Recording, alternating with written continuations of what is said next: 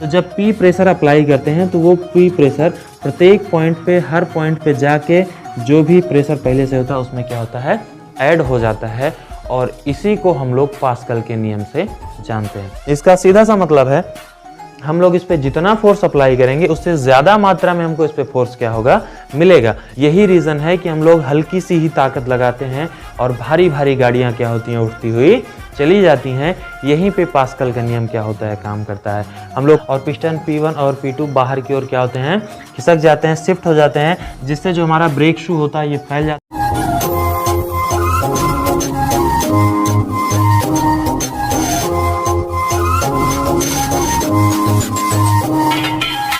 Hello everyone, आज हम लोग एक नए टॉपिक के साथ जुड़ चुके हैं। हमारा जो आज का टॉपिक है वह पास्कल का नियम, पास्कल्स लॉ।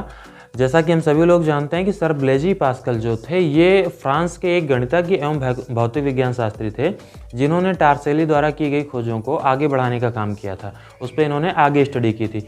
इन्होंने प्रेशर और वैक्यूम यानी कि निर्वात और दाब के कंसेप्ट को बहुत क्लियरली क्या किया था, समझा था, और एक नियम का क्या किया था, इन्होंने प्रतिपादन किया था, जिसे हम लोग पास्कल के नियम के नाम से जानते हैं। आइए इसको थोड़ा सा समझने का प्रयत्न करते हैं। थोड़ा अपना फोकस बनाए रखिएगा, क्योंकि ये एक इम्पॉर्टेंट नियम है इस चैप्टर का। जैसा कि हम सभी लोग देख सकते हैं कि एक कंटेनर है। कंटेनर में आप कोई फ्लास्क ले सकते हैं या कोई भी बर्तन ले सकते हैं जिसमें कोई लिक्विड भरा हुआ है।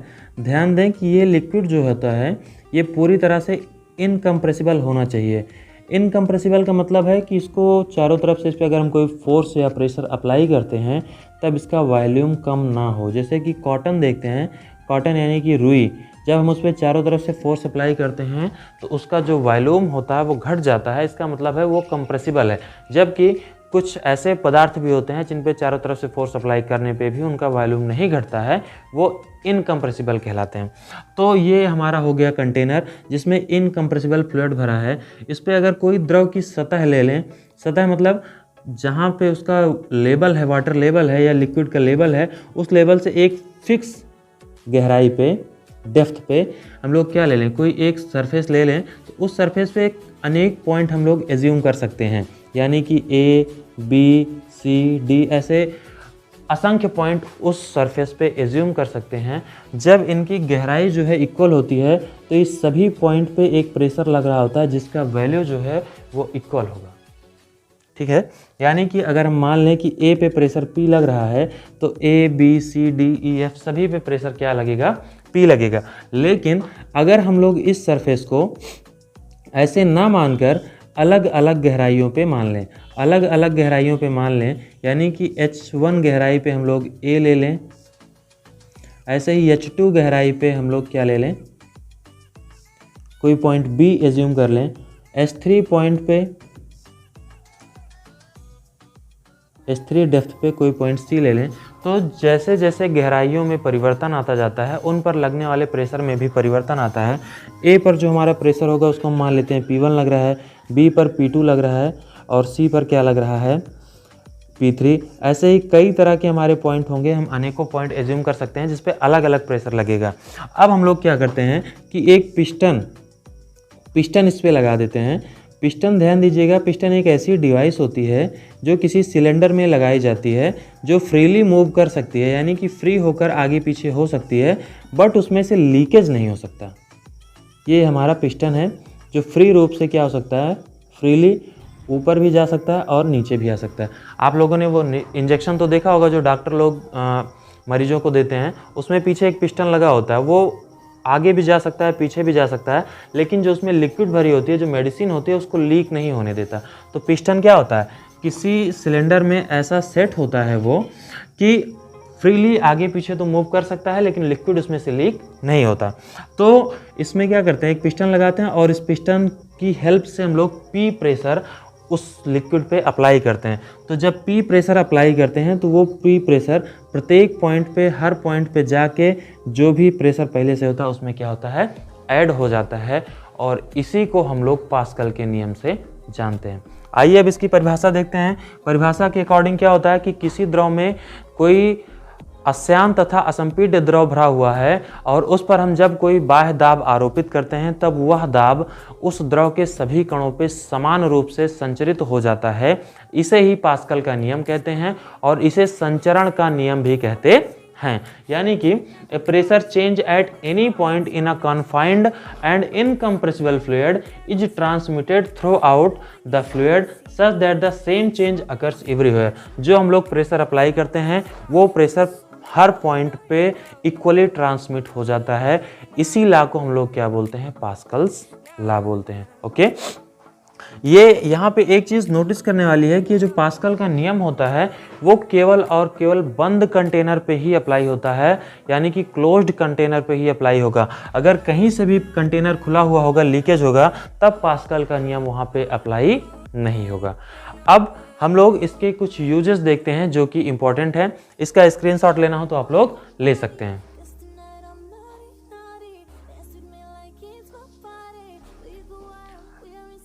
तो अब हम लोग इसका पहला एप्लीकेशन देखते हैं जो कि है हमारा हाइड्रोलिक जैक। हाइड्रोलिक जैक या हाइड्रोलिक लिफ्ट भी बोलते हैं इसे। आप लोगों ने देखा होगा जो बड़ी बड़ी गाड़ियां होती हैं, जैसे कार होते हैं, ट्रक्स होते हैं या और भी बड़े भारी व्हीकल्स होते हैं, उनके सर्विस सेंटर में हाइड्रोलिक लिफ्ट का उपयोग किया जाता है। उनको उठाने के लिए, उनके टायर्स को ओपन करने के लिए हाइड्रोलिक लिफ्ट का क्या किया जाता है, प्रयोग किया जाता है। तो ये भी पास्कल के नियम के ही पास्कल के रूल पे ही आधारित है, उसी सिद्धांत पे काम करता है। ये उसी का एप्लीकेशन है। आज हम लोग इसकी वर्किंग को क्या करेंगे, समझेंगे। तो हम लोग देखते हैं, जैसे हमारा ये क्या होता है, जो हाइड्रोलिक लिफ्ट होता है वो कुछ इस तरह से बना होता है। इस तरह से बने होने का मतलब है उसमें दो सिलेंडर होते हैं। एक थोड़ा सा नैरो होता है जिसका क्रॉस सेक्शनल एरिया कम होता है, और एक थोड़ा सा क्या होता है, ब्रॉड होता है। हम लोग मानते हैं ये हमारा दो सिलेंडर है, इसका क्रॉस सेक्शनल एरिया A1 है और इसका क्रॉस सेक्शनल एरिया A2 है, जिसमें एक कन्फाइंड और इनकम्प्रेसिबल फ्लूइड क्या है, भरा हुआ है। कंफाइंड मतलब और इनकम्प्रेसिबल फ्लूइड ही हर जगह लेंगे हम लोग, क्योंकि जो हमारा पास्कल का रूल होता है वो कन्फाइंड और इनकम्प्रेसिबल फ्लूइड पर ही काम करता है। और बेसिकली हम लोग यहाँ पर लिक्विड को लेते हैं अपने एक्सपेरिमेंट के लिए।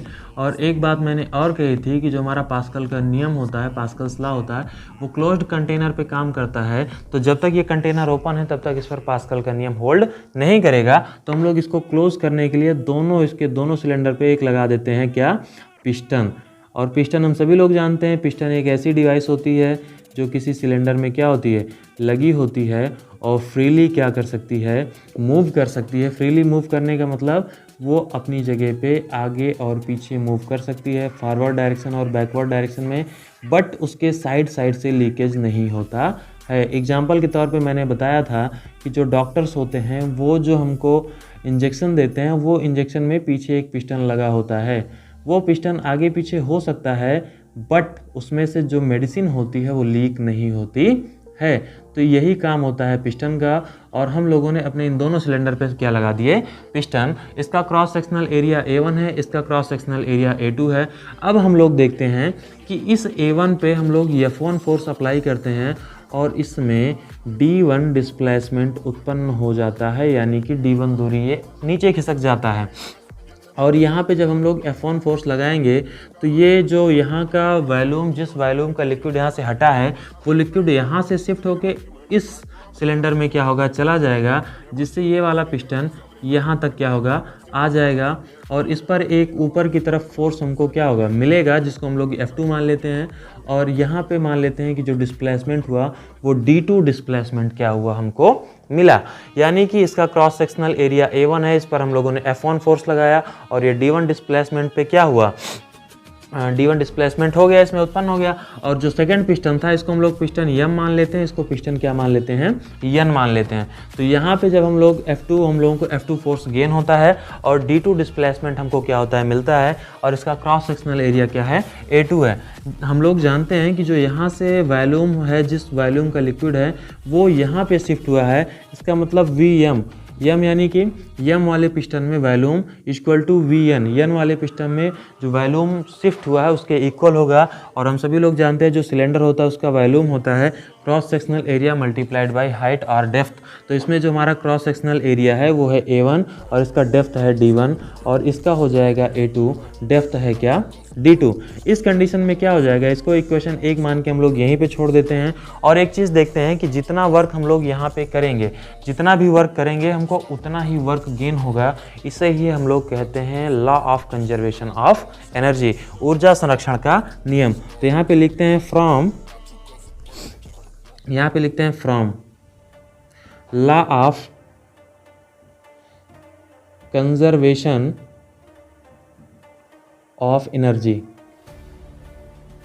Law of conservation of energy में W1 इक्वल टू W2, या लिख सकते हैं WM, यम पे जितना काम करते हैं यन पे हमको उतना मिल जाता है।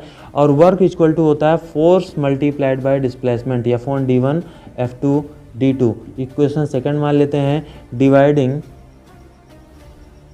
Equation second by 1। Equation second को फर्स्ट से डिवाइड कर देंगे तो ये हो जाएगा हमारा F1 D1 अपान A1 D1 बराबर F2 D2 अपान A2 D2। D1 से D1 और D2 से D2 कट जाएगा। F1 अपान A1 बराबर F2 अपान A2। इसी को हम लोग लिखते हैं P1 अपान P2। यहीं पे हमारा पास्कल का नियम दिख जाता है कि इस पॉइंट का प्रेशर जितना हम लोगों ने इस पर अप्लाई किया, ये जो P2 प्रेशर था उस पर हमको उतना ही प्रेशर क्या हो गया, यन वाले पिस्टन पे उतना ही प्रेशर हमको क्या हुआ, गेन हो गया।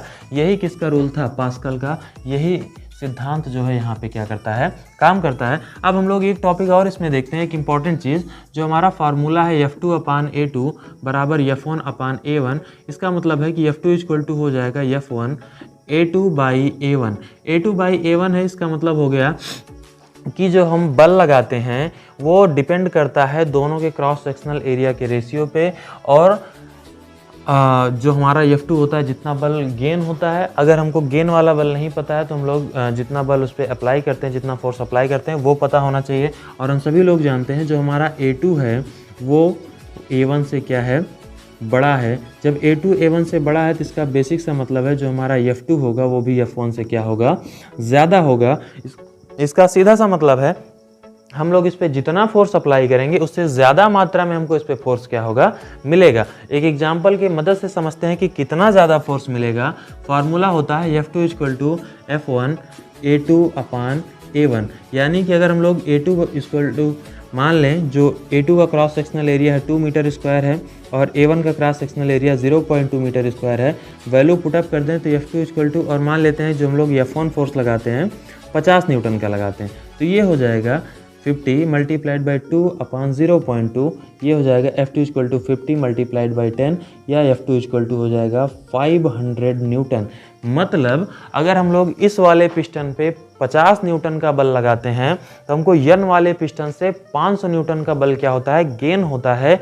यही रीज़न है कि हम लोग हल्की सी ही ताकत लगाते हैं और भारी भारी गाड़ियाँ क्या होती हैं, उठती हुई चली जाती हैं। यहीं पे पास्कल का नियम क्या होता है, काम करता है। हम लोग कम फोर्स लगाते हैं और ज़्यादा फोर्स हमको क्या होता है, गेन होता है। हल्की सी पावर लगाते हैं और भारी भारी गाड़ियों को क्या कर सकते हैं, उठा सकते हैं। मतलब हम 500 किलो की गाड़ी को उठाएंगे और हमको फीलिंग आएगा कि हम बस 50 किलो का या 5 किलो का वजन क्या कर रहे हैं, उठा रहे हैं।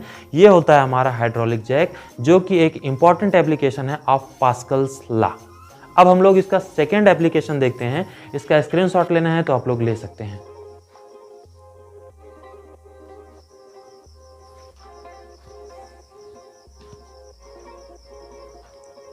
अब हम लोग पास्कल्स लॉ का सेकेंड एप्लीकेशन देखते हैं, जो कि है हमारा हाइड्रोलिक ब्रेक। हाइड्रोलिक ब्रेक को हम लोग पावर ब्रेक भी बोलते हैं और डिस्क ब्रेक भी बोलते हैं। ये कैसे काम करता है इस बात को हम लोग क्या करेंगे, देखेंगे। जो कार होते हैं, 4 व्हीलर्स होते हैं या और भी भारी व्हीकल्स होते हैं, उसमें पावर ब्रेक का यूज़ किया जाता है। इस ब्रेक में होता क्या है कि एक जो ब्रेक पैडल होता है उसमें उसके पास एक पिस्टन होता है जिसमें लिक्विड भरा हुआ होता है, और उस लिक्विड का कनेक्शन पाइपलाइन के थ्रू चारों व्हील्स में, या जितने भी व्हील्स होते हैं सारे व्हील्स में उनका क्या होता है, कनेक्शन होता है। जब सारे व्हील्स में कनेक्शन होता है और हम लोग ब्रेक पैडल को प्रेस करते हैं, उस पर प्रेशर अप्लाई करते हैं, तब वो प्रेशर इक्वली पास्कल के रूल से सभी व्हील्स पर डिस्ट्रीब्यूट हो जाता है या ट्रांसमिट हो जाता है, और सभी व्हील्स का जो फंक्शन होता है सेम होता है। इसलिए हम लोग एक व्हील के फंक्शन को देखेंगे कि आखिर हर एक चक्के पे क्या होता है, हर एक पहिए पे क्या होता है। चलिए हम लोग शुरू करते हैं। देख सकते हैं ये हमारा जो पैडल होता है उसके पास एक पिस्टन लगा होता है जिसको हम मास्टर सिलेंडर बोलते हैं, और उसमें हमारा एक ऑयल भरा होता है जिसको हम लोग ब्रेक ऑयल बोलते हैं। वो ऑयल पाइपलाइन के ज़रिए चार व्हील्स होते हैं या जितने भी व्हील्स होते हैं सब में कनेक्टेड रहता है, और जब वो सब में कनेक्टेड रहता है तो जब हम पैडल को प्रेस करते हैं, उस पर प्रेशर अप्लाई करते हैं तो इक्वली प्रेशर क्या होता है, डिस्ट्रीब्यूट हो जाता है। हम लोग एक व्हील को देखते हैं कि उस व्हील पे एक्चुअली में क्या होता है, सेम प्रोसीजर सारे व्हील्स पे होता है। तो यहाँ पे क्या होता है, जब हम लोग इस पर प्रेशर अप्लाई करते हैं तो वो प्रेशर हमारा इस व्हील सिलेंडर में आ जाता है। व्हील सिलेंडर में 2 पिस्टन लगे होते हैं, एक पिस्टन P1 होता है, एक पिस्टन P2 होता है।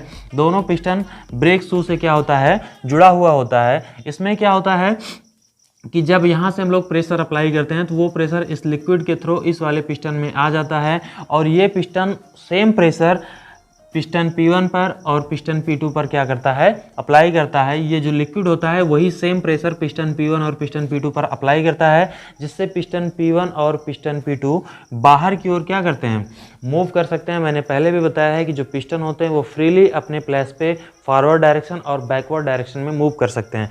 तो ये दोनों बाहर की ओर मूव करते हैं, जिससे ये जो हमारा ब्रेक शू होता है जो पिस्टन से जुड़ा हुआ होता है ये क्या होता है, फैल जाता है, और ब्रेक शू जो हमारा होता है वो फैल कर चिपक जाता है किसके, व्हील के रिम से। रिम क्या होता है, रिम जो टायर होते हैं, जो कोई पहिया होता है उसका एक सॉलिड स्ट्रक्चर होता है जिस पे टायर चढ़ाया हुआ होता है, उसको हम लोग बोलते हैं रिम, जो कि टायर के साथ प्रॉपर रोटेशन कर रहा होता है, चल रहा होता है जब कोई गाड़ी क्या होती है, चल रही होती है। तो ये रिम हमारा क्या होता है, पूरी तरह से रोटेशन में होता है। जब हम लोग ब्रेक पैडल को प्रेस करते हैं तो इस लिक्विड पे एक प्रेशर अप्लाई होता है, वो सेम प्रेशर पिस्टन P1 और पिस्टन P2 पर आता है, और पिस्टन P1 और P2 बाहर की ओर क्या होते हैं, खिसक जाते हैं, शिफ्ट हो जाते हैं, जिससे जो हमारा ब्रेक शू होता है ये फैल जाता है, और फैल कर ब्रेक शू हमारा फैल कर चिपक जाता है किससे, रिम से, और रिम से जाके चिपक जाता है। तो जो हमारा ब्रेक शू होता है वो स्टेबल होता है, और जो हमारी रिम होती है वो रोटेशन कर रही होती है। तो ब्रेक शू उस रिम को भी क्या करता है, रोकने की कोशिश करता है, और कुछ फिक्स टाइम के बाद, जो भी टाइम होता है उसके बाद क्या करता है, वो रिम आगे जाके रुक जाती है, और रिम का रोटेशन क्या होता है, रुक जाता है। चूंकि रिम डायरेक्टली कनेक्टेड होती है टायर से, तो टायर का भी रोटेशन रुक जाता है, और ब्रेक लगाने के कुछ देर बाद ही जो हमारा गाड़ी होता है, व्हीकल होता है, वो आगे चल के क्या होता है, रुक जाता है। तो ये होता है हमारा second application of Pascal's law. इस तरह के हमारी लाइफ में कई तरह के एप्लीकेशंस होते हैं, जैसे कि प्रेशर मशीन हम लोग देखते हैं, जो जिसको हम लोग बोलते हैं बुलडोज़र बोलते हैं या JCB बोलते हैं। इसके अलावा और भी प्रेशर क्रैकर होते हैं जो वस्तुओं को कंप्रेस करने के लिए काम किया जाता है। कई प्रकार की ऐसी प्रेशर वाली वस्तुएं होती हैं जिस पे पास्कल्स लॉ को प्रॉपरली क्या किया जाता है, अप्लाई किया जाता है। ये 2 एप्लीकेशंस हैं जो एग्जाम के पॉइंट ऑफ व्यू से क्या थे, इंपॉर्टेंट थे। उम्मीद है आप लोगों को ये सब वीडियो समझ में आया होगा, ये टॉपिक दोनों समझ में आया होगा। अब अगले वीडियो में मिलते हैं एक नए टॉपिक के साथ, तब तक आप लोग स्वस्थ रहिए, मस्त रहिए। Thank you.